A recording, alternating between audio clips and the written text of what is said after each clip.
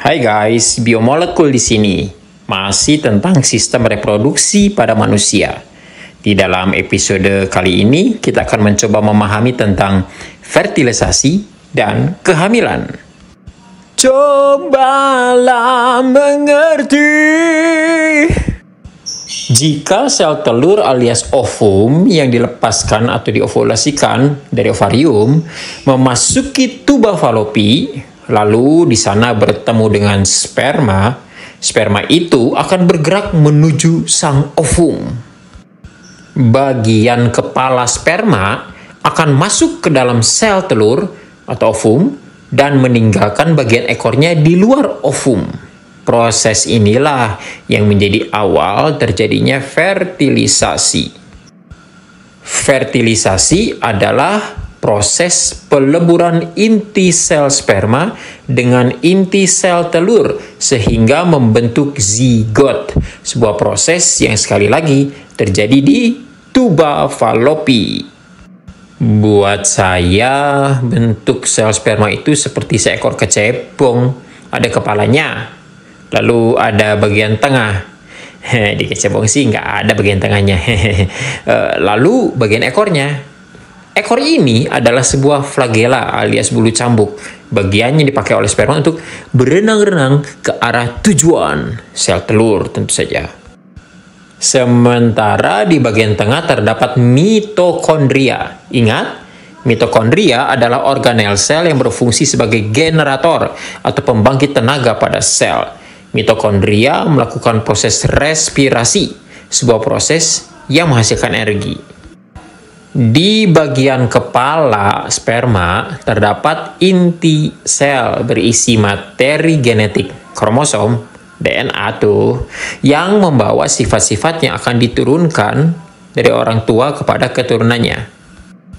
Di dalam proses fertilisasi atau pembuahan ini ada jutaan sel sperma yang akan berenang, bergerak dan berlomba untuk mencapai sebuah sel telur.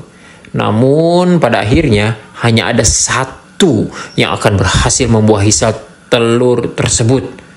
Jadi ingat, setiap kita itu istimewa, spesial, juara. Jangan ada di antara kita seorang pun yang merasa rendah diri ya.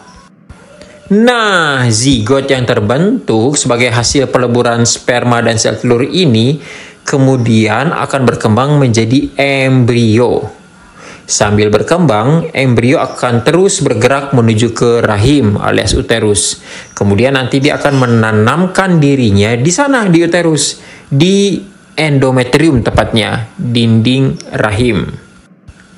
Embrio akan berkembang dan akan disebut janin atau fetus setelah 8 minggu.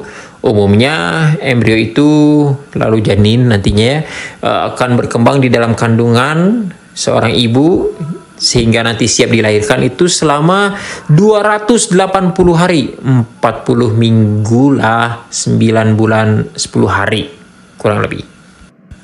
Kita bisa mempelajari perkembangan janin dalam masing-masing trimester dari buku kita atau dari sumber-sumber lainnya, internet dan sebagainya. Trimester adalah sebuah periode yang berdurasi sekitar 3 bulan. Jadi setiap janin akan mengalami 3 trimester di dalam rahim ibunya masing-masing.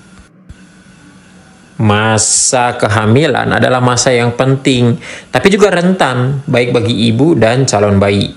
Biasanya di masa-masa ini, ibu kita sangat menjaga dirinya, menjaga apa yang ia makan, berhati-hati dan melakukan apapun agar supaya kita dapat tiba di dunia ini dengan selamat, sehat, dan bahagia dalam tangis. Cintai dan hormati ibumu ya guys. Mereka sangat berjasa dalam memastikan kehadiran kita di dunia ini. Mereka mempertaruhkan hidupnya untuk kita. Kita wajib menghormati orang tua kita. Ini pelajaran apa sih? Ya sudahlah.